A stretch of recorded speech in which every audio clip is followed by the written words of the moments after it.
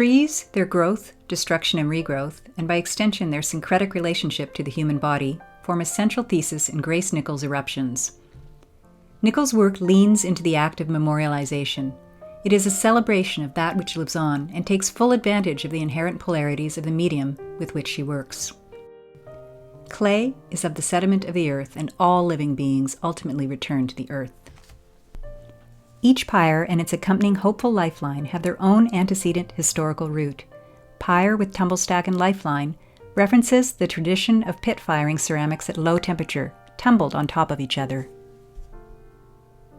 Each coiled vessel atop the pyre carries an image transfer of the negative image of organic matter drawn from Nichol's earlier work, and is embellished with bronze, laid upon a ceramic bronze cloth.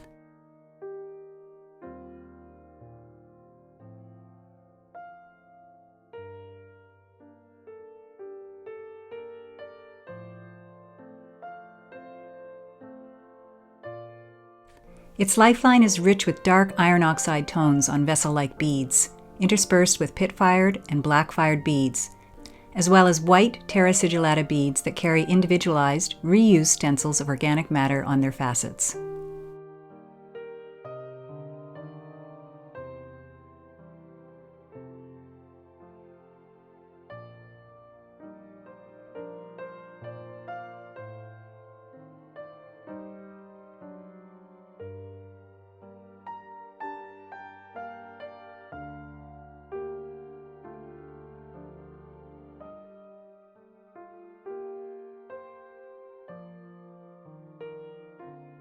Pyre with amphoras and lifeline is severed into a flat surface, reminiscent of a tomb bed.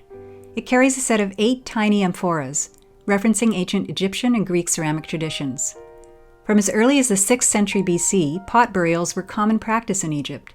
The dead were buried in large reused ceramic food jars, possibly a way of maintaining a connection between everyday life and the dead. This lifeline is a composite of beads with the same range of color as the pyres, the rare earth palette. Whereas many commercial ceramic colorants might burn out in the firing process, the soft pink, erbium, is one of the rare earth oxides derived from heavy metals that allow for subtle color to survive the ceramic firing temperatures. Aside from black stain and bronze glaze, erbium is the most prominent color accent in Eruptions.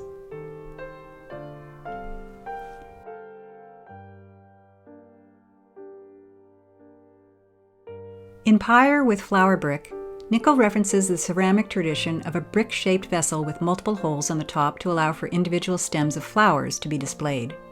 It harkens to the 17th century Europe.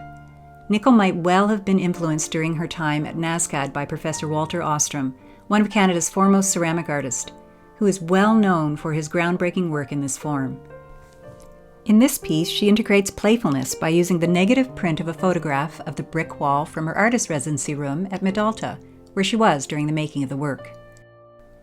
This pyre's lifeline uses the green rare oxide praseodymium to underscore the vitality of the symbolic vessel flowers on its pyre, and branches out in form with the beads, many of which resemble small twigs.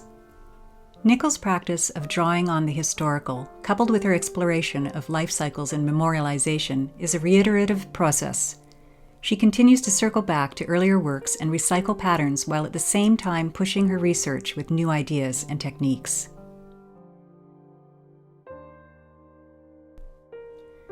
The continual evolution of Nichol's reiterative process is also salient in the 3 pairs of volcanic eruptions which comprise the exhibit's namesake.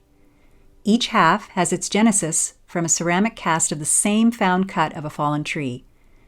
The external mountainsides are cloaked in somber, dark tones or metallic bronze, revisiting the commemorative. The interiors are separated, as if in conversation with each other. Each chronicles its own complex root system or fossilized organic matter that seem embossed or grafted onto the severed planes that face inward. Yet another interior eruption is a microcosm of 2-dimensional drawings by the artist. Nichol deftly reuses the abstract graphic slip written in her own hand from her MFA thesis work. Atop each section of each eruption perch 1, 2, or 3 totem-like outgrowths, comprised of round, bumpy, spiky, or vessel-like digits. In marked contrast to their host, each hand-coiled or pinched element in the short vertical stack bursts forth with color accentuated with bronze.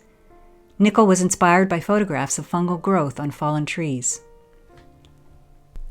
She also references the ashen post-eruption smoke plumes of a volcano with these outgrowths.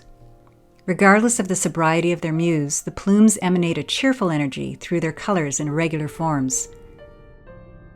Nickel chose 7 of them for the photographic series Plumes, which were meticulously digitally constructed by her collaborator, Michael Zizek.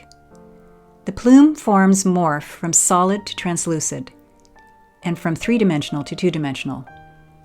The forms were 3D scanned using digital photogrammetry, a method that reconstructs a virtual surface using scores of photographs shot from multiple angles.